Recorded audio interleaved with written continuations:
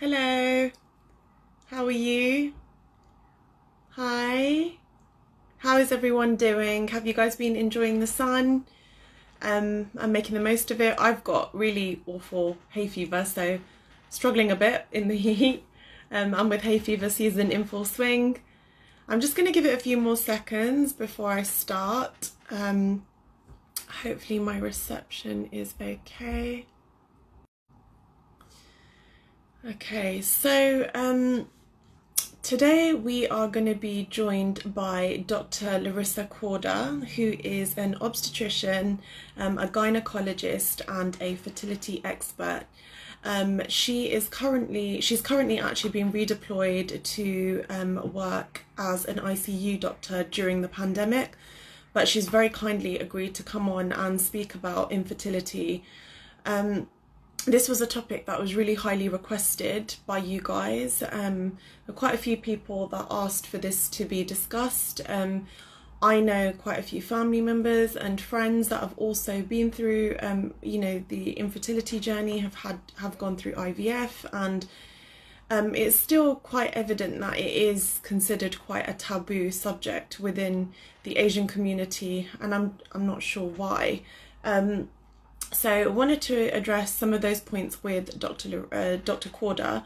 So I'm just gonna invite her in. I think we might have to wait a second. Does anybody have any specific questions on the topic, or we've got a few. Oh, okay, one second. Hi, Lorna. Ooh. Hey. Hi, Larisa, how are you? I can't see you. Yeah, I think there's an issue with.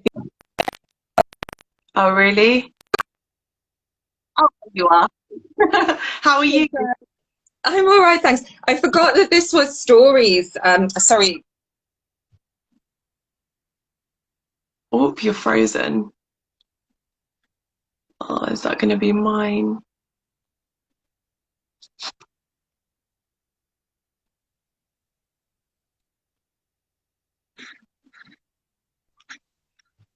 I've completely lost you. One second, I completely lost you after you joined. Oh, it's still going a bit funny. Let me try and Wi-Fi.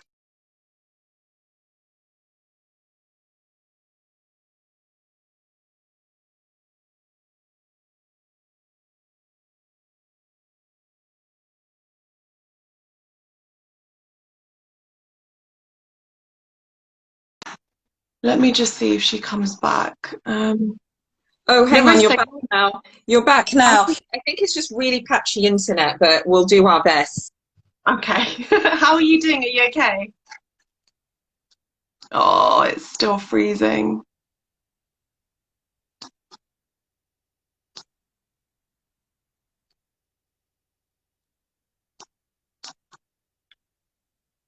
Guys, can you still see me? Larissa, are you able to switch to 3G, 4G instead?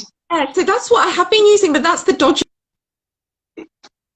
Sod's law, isn't it? It's like everybody's on it at the moment, so it's just it's a bit temperamental.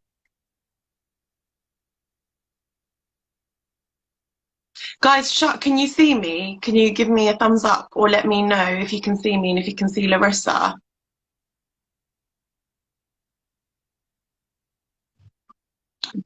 You're there. Hopefully it stays now. How are I you think doing? it's loads of people on the internet at the moment, so basically that's the main issue.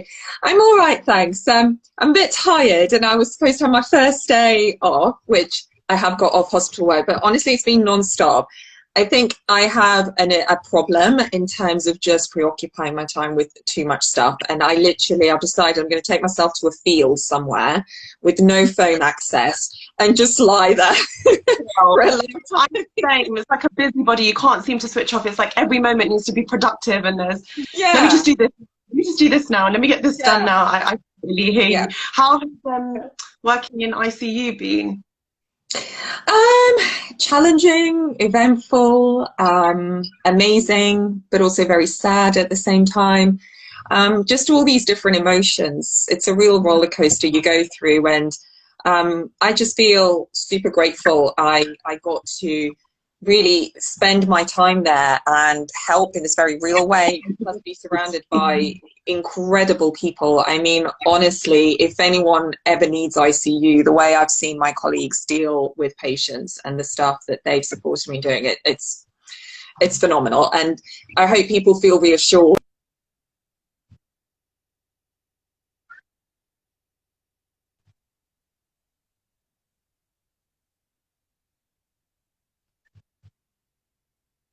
out there to all my colleagues and all the frontliners. And it's not just the doctors and nurses. I keep saying that. It's also everyone else, the teachers, the pharmacists, the cleaners, who are incredible, who just really deserve all that recognition. So yeah, really humbling. You honestly, like, hats off to you guys. It really, we're so fortunate to live in a country where we have the NHS, and you can see the passion of doctors and nurses and all the staff that work there, the cleaners, you know, everyone coming together. So thank you. But thank you so much for also taking the time out to come and speak about infertility. As you know, it's a massively unspoken it's a massive unspoken topic within the South Asian community for whatever reason. It might be that whole kind of echoing sentiment of, you know, you failed kind of thing, or, you know, you've not done something good enough. So this was very much requested by people that follow the blog to address this topic. So I'm really grateful that you've taken time out to join us and to share all your you've got a breadth of experience, and yeah, and I'm really glad that you're with us. Well, you're really welcome, as all the people who are tuning in, because it's such a massively important subject. And, you know, we've seen even with COVID and how it's affecting the BAME community in particular. And we don't understand the reasons behind that, which could be a whole range of genetic, biological factors, but also social inequities that are really coming to the forefront now. And I feel so much of the same really with fertility, as you say. Within certain communities, there's even more stigma attached than normal. I mean, it's generally a subject that carries still a fair bit of taboo, which is easing. But nevertheless, there are certain cultures within which it's really difficult to discuss it and to talk about. And in fact, anything related to women's bodies or sex, I mean, you know, using that word and discussing, yeah, right. And I just feel doing this with you hopefully will be a step in the right direction and help people to broach that subject, because actually it's something we should all feel comfortable discussing. It's really normal, and you know, something that affects us all. And one thing I say about fertility, it isn't just to do with having children. It's also a really serious marker of your general overall disease as a man and a woman. So I think it's something that we need to start addressing from a young age and be talking about even at school. So I really welcome this conversation. Yeah. What would be your kind of advice in general on this topic? So specifically to this community, but in general as well, what advice would you give, so for people with younger sort of children, or, you know, from a young age? I always remember polycystic ovaries run in our family, and you know, if anybody had kind of irregular periods, it was always like, oh, make sure you go to the doctors early, don't wait until you're ready to have a baby and then go. But what kind of advice would you give to people that are across the board? What advice would you give when addressing, say, and same for males as well, it's not only females? Yeah, absolutely. I think it's really starting to develop an interest about your own body and taking a form of control over it from when you're younger, and showing an interest in wellness and in health. And I think for that to happen, it needs to really be instilled with us from our teachers at school, and them being allowed to discuss these subjects. So first of all, most children don't even get access to sex or health education, but if they do, most of that tends to focus around how not to get pregnant, contraception, how to avoid getting into a situation where, you know, you end up being pregnant as a teenager, if that's not what you want to do. So I absolutely, there is a place for that.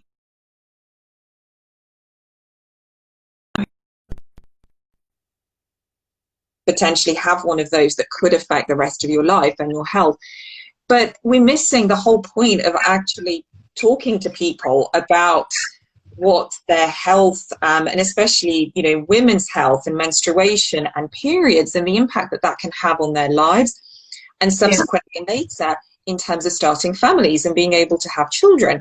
And, you know, let's face it, the majority of us are going to want to have children at one point or another.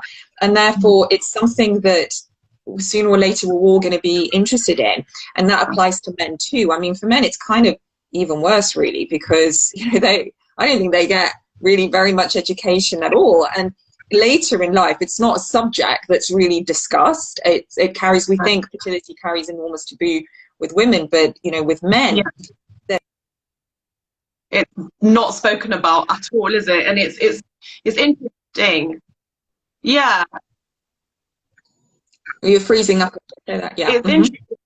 I know, you're freezing up a bit as well. Sorry if I'm talking over you. It's interesting because when I mean, the first time we fell pregnant, it was instant, but the second time, that was a journey in itself. But I remember really feeling like it was my fault. It was my body not doing something right. And I think there's a lot to be said around that as well. You know, the kind of pressure that women put on themselves, because we are the ones carrying the baby, but it isn't always about females' health. Yeah, and that's something that's really common, actually, that we tend to blame ourselves. And I think what we also don't realize is how common some of these things are. So the fact that infertility affects 1 in 6 heterosexual couples, and that number is going to get bigger with time for various different reasons.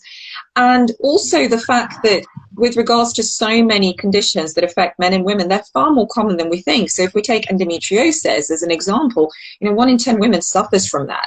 That's a huge number of women, but yet for one reason or another, we don't end up hearing about it or talking about it until maybe we're in our late 20s, early 30s, and suddenly fertility starts to become an issue, and therefore we talk about this because endometriosis, as many people know, 70% of women affected by this condition may go on and develop problems conceiving. So it doesn't sit well with me to leave those conversations until potentially it may be too late. We need to be discussing these things from a much younger age and normalizing these subjects and removing their stigma and making sure that people feel comfortable airing concerns, people feel comfortable going to see their doctor and understanding when something's wrong with them. So to be suffering and crippled over in pain every time you have a period is not normal, you know, and actually it's okay, and you should go and see your GP about that. And if they dismiss you, then actually you need to go and see someone else, and you need to persist, because that is not okay. You know, someone telling you that that is normal and you should just put up with it. We need to teach young women to stand up, you know, for themselves and their own bodies. And the only real way of doing that is to change that culture from a much earlier stage than we are doing at the moment. And the same applies talking about men too, you know, when we discuss issues that also affect them, and azoospermia and, you know, whatever can lead to that. It's something that men need to take a more active interest in earlier on, because I think for them it's a real, you mentioned women take it very personally and think it's them at fault, and I see that across the board all of the time. But also when you sit there and tell a man that he hasn't produced any sperm, you know, it's a real blow to their pride. And again, because I think men are taught to be, you know, these kind of fertile, macho, fertile studs. And actually, you know, the minute there's something that potentially undermines that, you feel like less of a man. And so it's just really, really important that those conversations are normalized and people realize that they're actually, these conditions are far more common than we actually think.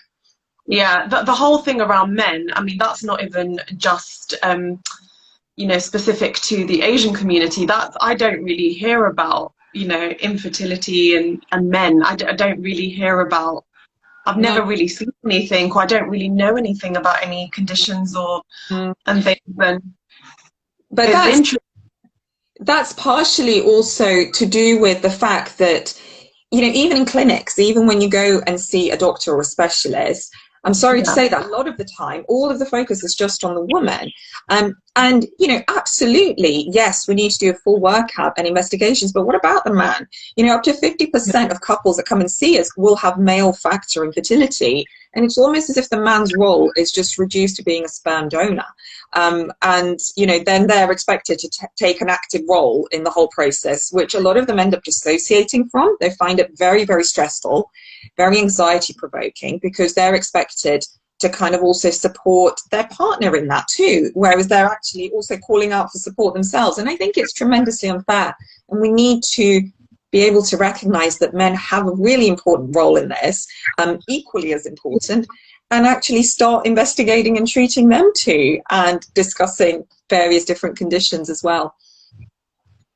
So in terms of like from a younger age, what kind of things should men and women be looking out for? So you mentioned the period thing, but you know, what would men be looking out for? Where would they go? Same, is it to the GP? Are they even taken seriously? Is it like you mentioned the whole, you know, macho pride thing?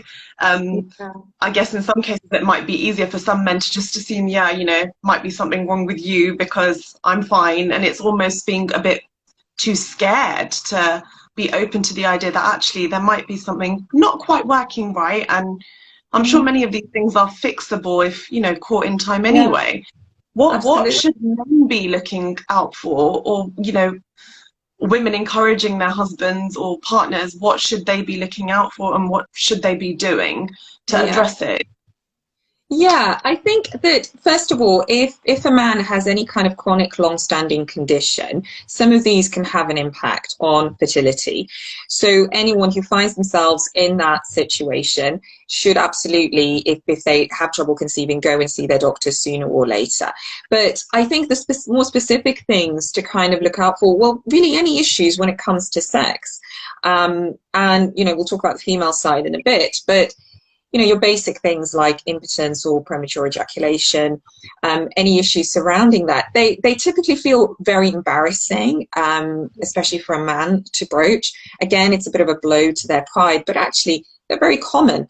And, you know, the sooner that help is sought, the better chance of doing something about it. And, you know, so people don't have to suffer for such a long time. A man may not necessarily, I mean, it's almost impossible to know what your semen, what the quality of your semen is going to be like until you do the test. But I think it's important to encourage men to actively kind of seek that sort of testing earlier on. So to have an MOT, we've heard about a fertility MOT for women. And I actually think personally that men should be looking towards doing that themselves as well, because you just don't know until you actually do the test. And with the number of various different pollutants that we're exposed to in our daily lives, there isn't a congress that I don't go to when we don't discuss in great detail and length, you know, what new pollutant is now having an effect on sperm, and all the stuff that, you know, we read about now in media, like the plastics, which a lot of people know about. But actually some of these things are household substances that many of us are exposed to all of the time, and it's that cumulative exposure, you know, that can actually have a very real and significant effect. So this is why I think making sure that there's that active interest in what your fertility is like and seeking that test sooner rather than later is a really, really good thing. Almost before you need to have children, Yes, kind of, absolutely. you know. Because this is what we're seeing many women do now. You know, they'll come and they'll actively ask for an MOT. They're not looking to have children right now, but they're considering their options. And that MOT may actually dictate some of your decision, because if you find that actually your fertility fits more with someone who's much older than you, then that may drive you towards either, you know, potentially freezing your eggs or thinking about starting your family sooner rather than later. And I think that's really important because it's a huge part of our lives, and people need to be informed before they can make these decisions. Just quickly on that point of what women can look out for, well, mainly, you know, again, the same thing applies if there's any chronic underlying health conditions. So, you know, anything from diabetes to chronic bowel disease, it's important to seek the help of your GP first. But, you know, things regarding your periods, which is the most obvious thing that springs to mind, but yet again is so poorly taught, and most of us don't really have a true grasp and handle on our menstrual cycles and what we should be experiencing. And I think it's just really learning what's normal for you and what isn't normal, and the things to look out for. So for example, if your discharge changes, or your periods become heavier, or you start spotting in between, or your luteal phase becomes shorter, you know, all little signs like that, which can be subtle hints towards potential problems. And menstrual health is one of the 5 main pillars of health that we actually use to determine your general overall well-being, but yet it's something that people just don't discuss. The past where I'm like, oh, it's fine, you know, I'm spotting a little bit, I'm sure it's fine, I'll be all right next month. I'll be stressed. I always put it down to I've been a bit stressed this month. But ensuring you're going for your smear tests and things like that as well on time. Yeah, absolutely. Smear tests are really important, and you know, you need to sort and nip any cervical problems in the bud before they become a big issue. And we have such an effective screening program that actually, you know, it's there for the taking, and we all need to make use of it. But again, a lot of women dread going to have the speculum, most of the time because it's done so terribly in the community, and they develop a real sort of stress reaction to it, you know, that then influences them for life, which is one of the reasons why I also think that it's really bizarre that in this country, it's one of the few countries in the world where women don't regularly go and see a gynecologist. The only time you would is if you have a problem or you have trouble getting pregnant, right? But otherwise, you just wouldn't. And I think that's a real shame, because I think it would be wonderful for all women to engage with a gynecologist from a younger age. And that would then in itself make them take a much more active interest in their bodies, and also familiarize themselves with things like speculums and pelvic examinations, because then you're going to be seen by specialists who understands how to do this and understands some of the issues around it, rather than someone who doesn't do it that often and may traumatize you for life. So I think that needs to change. That's a really good point. I agree with that. I mean, growing up, like I said, you know, sometimes there might have been an odd, you know, especially after I had Arjun, my whole body just went into this crazy kind of cycle, and I didn't really know what was normal, what wasn't, and you just kind of put it down to, oh, I'm a bit, you know, I'm stressed with the baby, and I'm this and I'm that. And actually, it is so important to take care of your body and still recognize what on earth is going on. I've seen a gynecologist a few times for various things, but it's been really helpful, because it is something that I freak out over, because I just think, am I okay or am I not okay? I don't really know what's going on inside me. Somebody asked, what support is out there for men battling with infertility that you recommend? Yeah, I saw that. What I'll do is I'll send you some links to share, because that's probably the best thing. But, you know, in all honesty, there isn't a huge amount out there at the moment, other than the general fertility support groups, which cover women as well. So, you know, IVF Babel, Fertility Network UK, they're all great organisations which petition and campaign for fertility changes and equalities and justice for those seeking funding. But specific to men, there's few and far between, and that's again what needs to change. But a really great place to start off with is, you know, men aren't so into Instagram as much as we are. I mean, to some extent that's changing, but more of them, you know, use Facebook. And there are, you know, groups out there which are virtual like this, where they do offer support. But, you know, it's a real shame that actually it's just something that a lot of men at the moment don't feel comfortable discussing. And as a result of that, there aren't, you know, at the moment that many support groups. But I'm hopeful in time that will get better, and I'll certainly send you the names of any I come up. So with regards to IVF or progressing in a fertility journey, how do you know when it's time to try something like IVF? Do some people just, you know, how do you kind of know whether you should or shouldn't pursue that route? Or, you know, what is your general advice on if somebody is struggling to conceive? Yeah. Obviously about the MOTs and things like that, but Yeah. yeah, what would you do if I was struggling to conceive right now? What do I do? Yeah. Okay. So first of all, so much of your fertility is dictated by age, and we use some general cutoffs, and we tend to say if you are 35 and under, then to potentially, give it up to a year, and if nothing has happened, then to go and seek the help of your GP. Can start some investigations. If you are over 35, then to reduce that time to 6 months because you're older, and with eggs and sperm, they are sort of very age dependent. So both of them will deteriorate over time in the older that you are. So I would stick with that as a general rule of thumb. What I would say, and what is probably going to make me a little bit controversial in saying, but I maintain that this is true. I think personally we all jump towards doing IVF and things like that way too soon as a general society. And I don't think we give people enough of a chance to try all these other holistic measures because, it's most people are never coached about how to approach fertility, what to eat, how to exercise, chemicals to avoid, how to manage stress and things like that. And I have seen phenomenal results and changes when people have taken this advice on board. Now, I'm not saying that that will be enough for everyone. There are absolutely some very obvious circumstances where you need to do IVF, i.e. same-sex couples, or IUI. But then there are also people where, the wellness side of it isn't enough and it's something they will continue.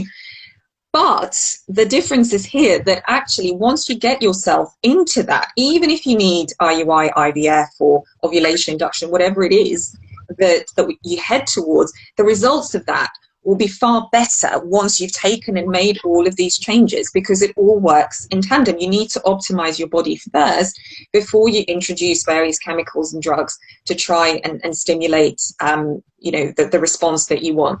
So yeah.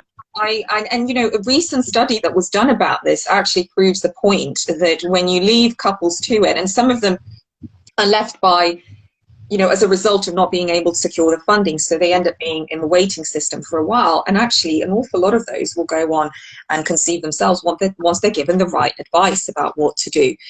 So it angers me sometimes that actually, people are not, even if they don't qualify for NHS treatment because of various different ridiculous criteria a lot of the time, they should still at least be given basic advice, about weight management, about exercise, about healthy living, food optimization, but they're just not.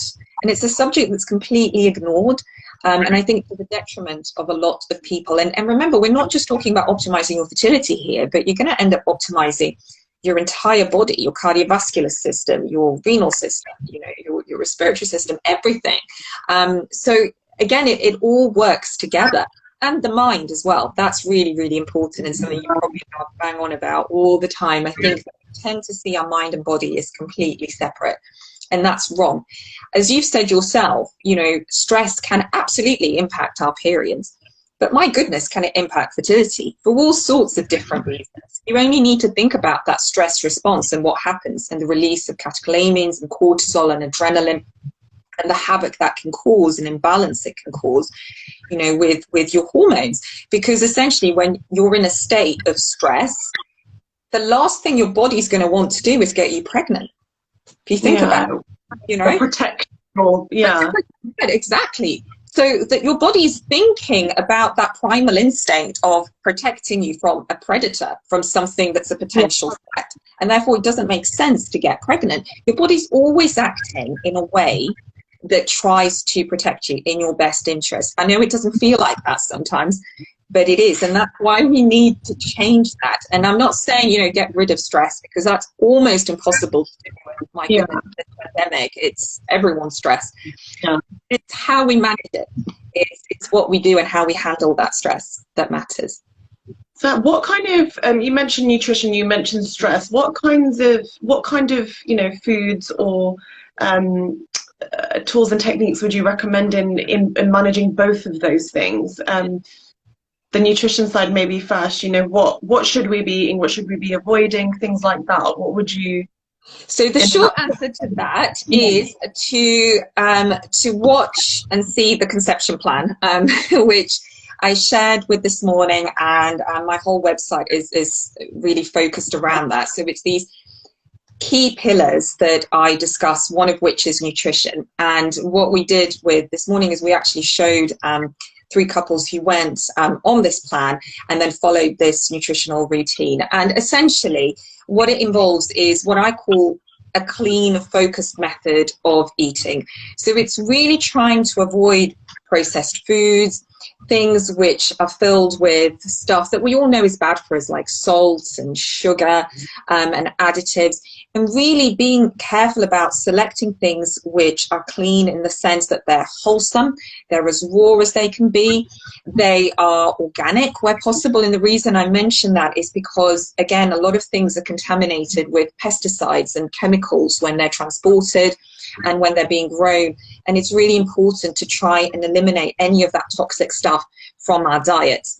So it sounds like it's something that might be really difficult to follow, but actually it's really, really not. And I live by what I say. I have, you know, I would say probably 97% of the time a completely plant-based diet, which I swear by, and that is the thing I recommend to all the people that come and see me. And you know what, it's actually, now it's so easy to do because there's so much great stuff out there which is plant-based, and you can make amazing foods and dinners and whatever you want just by using the most basic of ingredients and stuff that's actually in season. It means it hasn't been flown, you know, halfway across the world and treated with all sorts of things in order to grow it unseasonally.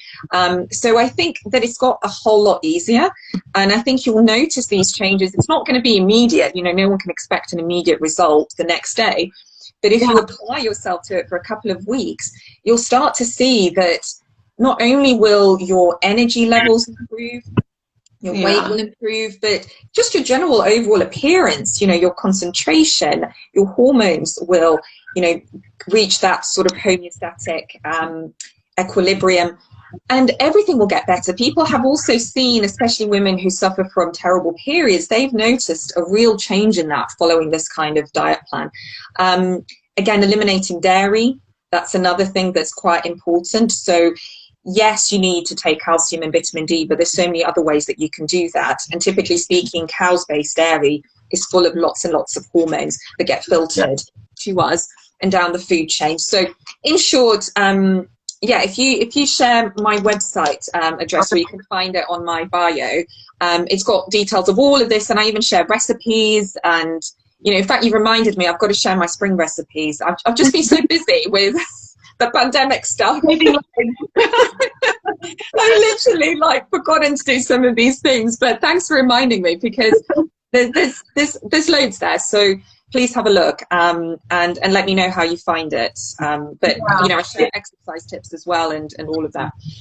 Do you think people, so with the natural route and, you know, taking care of your body and you know, trying to manage stress and things like that, do you think that people might be reluctant just because IVF is there, instant? You don't have to do any of this. It's just like, let me just try and take that, and let me just try and do that.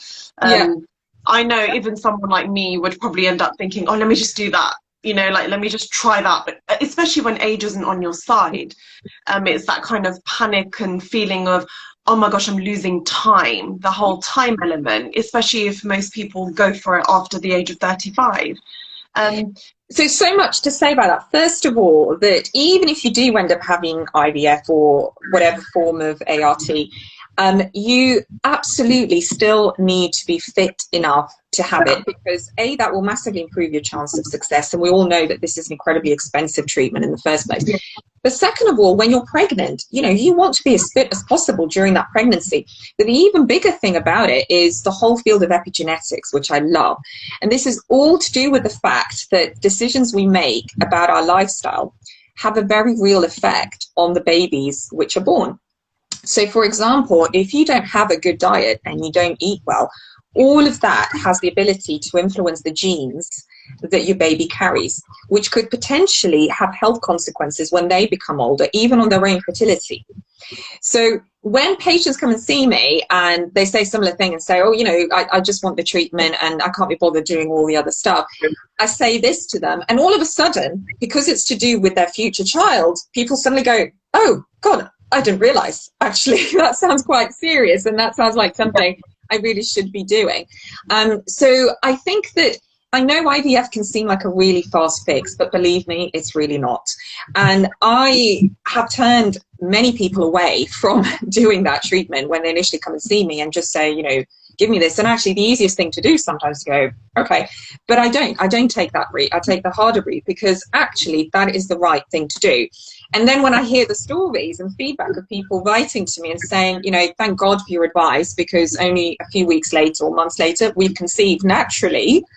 Amazing. And had our children. You know, I had one patient who conceived with twins literally about 3 or 4 weeks after she came to see me.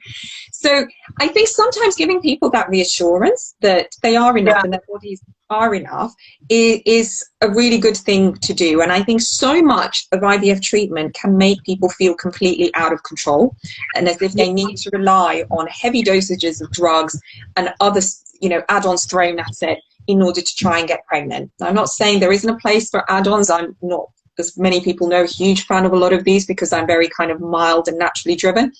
But that's because I think that actually we don't optimize our bodies anywhere near enough for this process.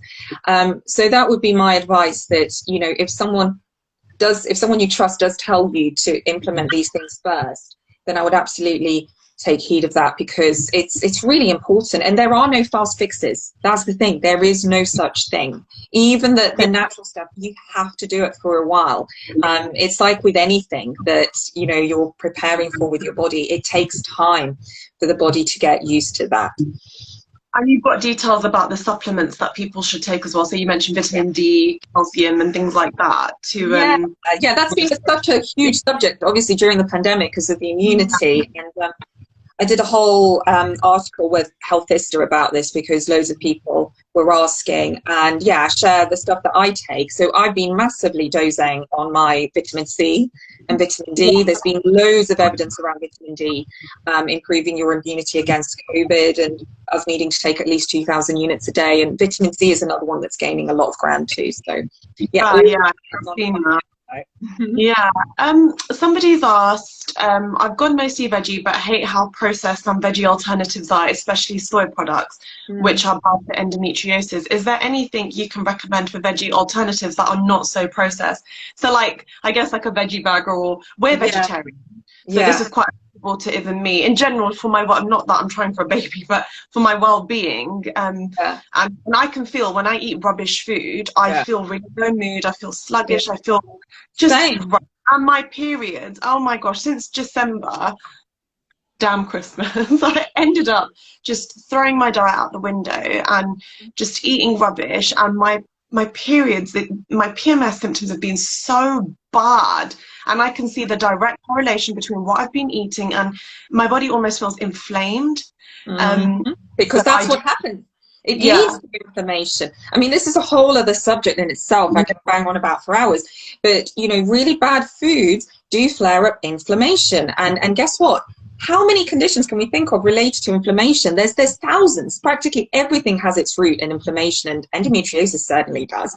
So it's interesting, because I'm doing regular Instagram lives with Sophie Casey from Geordie Shore, and I have counselled her about eating for her endometriosis. And you know, when she follows the advice, she notices an absolute direct benefit that month in terms of her symptoms, and she really has quite pronounced symptoms, as do lots of women. So yes, absolutely, it's because it flares up the inflammation, it throws your sugar metabolism off, your insulin levels off, it disturbs your hormones, it disturbs the gut microbiome, so it affects how we absorb certain minerals and nutrients. I mean, need I go on? There's countless reasons as to why bad food is just really bad. I know myself when I'm on night shifts, because, you know, I'm eating pizza, I'm eating whatever I can lay my hands on, I do feel not great, you know, once I come off it. And I know I need to go on a bit of a health kick afterwards and get myself back in shape, which is what I'm about to do right now. Started off with yoga today, so I'm winning a little bit. But yeah, it's really important. And to go to the point that the lady mentioned regarding what to eat, she's absolutely right that a lot of products that disguise themselves as healthy are really, really not. If you look at their nutritional content and the ingredients in them, they're full of crap.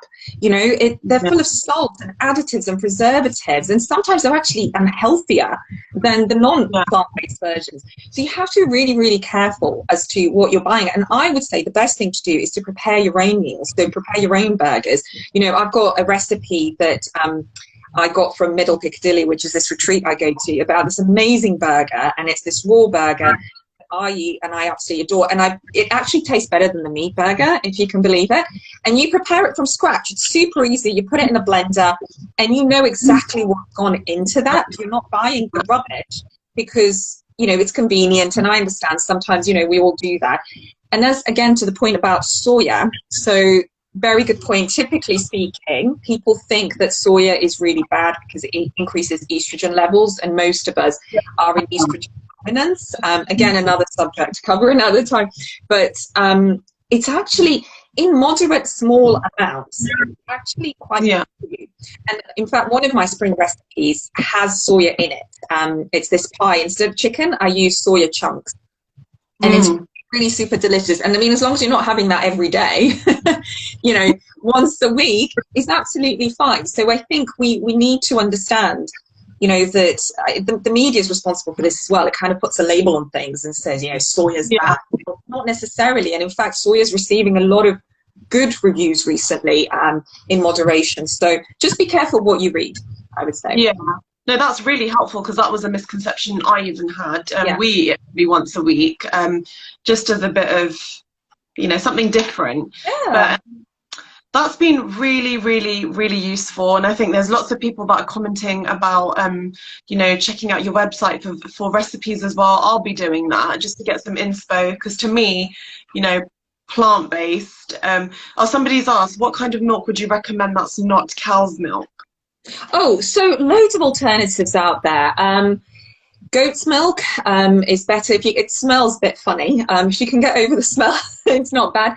But almond, soya, coconut, rice, oatmeal. My God, I love oatmeal, for example, and coconut. Those are two of my favorites. But a good tip is make sure when you're buying in the carton that you have a look and make sure that it's fortified with calcium and vitamin D, because a lot of them are not. So always look out for that, or make sure you're taking supplements for vitamin D in order to try and keep your levels up.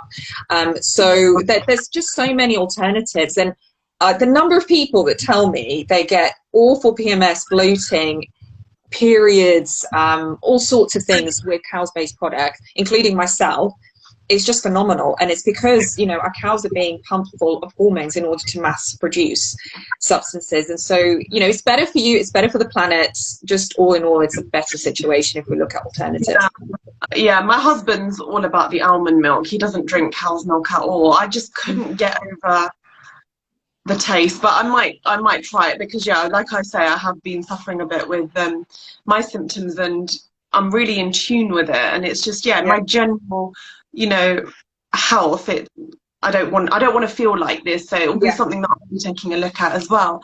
Yeah. But, let me know how you get on. Yeah, and how long it lasts. Yeah, report back. That's been really, really useful. I think lots of people have taken away some really fab tips from you. I think, you know, the message around addressing fertility from a very young age, and, you know, just your general well-being is so important. That's something that I hadn't really thought about. I think it's really important. It's a massive thing. Addressing the whole men's fertility thing is a massive gaping hole, I think. It is, but it's changing, because, you know, the other day I had a lovely chap get in touch with me. He watched the IGTV live with me and Sophie, and he commented, he said, God, thank you so much. And I was really taken back. I was like, wow, you're a guy learning about endometriosis.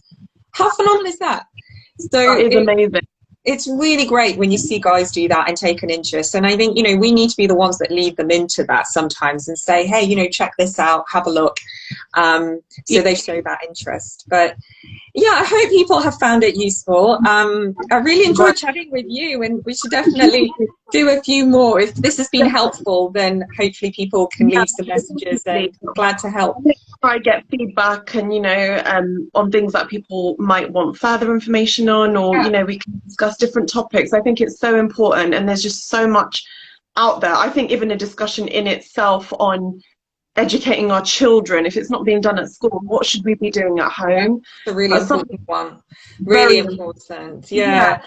I've just been doing a thing on with Sky on teaching children about COVID, and that's another thing because so many of these youngsters, they're so scared and they don't Yeah. know what's going on really, but they're seeing all these changes to our society, and I think it's really important we include children in these conversations and know not to be embarrassed about things like talking to them about, sexual health and health in general. It's really, really important because if they don't hear it from us, believe me, they're going to go and find that information somewhere else. Wow. It might not be the right information either. So it's important. I completely agree. And it's something that typically wouldn't be discussed within an Asian household. But I think that it is something that really does need to be spoken about. And yeah, it's something that you've highlighted that to be honest, I hadn't really even thought about before. So thank you so much, Larissa. I hope you enjoy the rest of your evening, and I'm looking forward to checking out the page. Yeah, I'm definitely going to get those recipes back up. A lot of them are already on my IGTV if people want to have a look,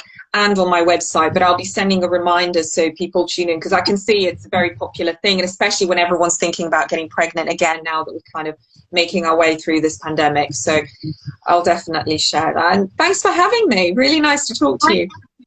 Thank you so much. Take care. Bye. See you later. Bye. Bye, guys.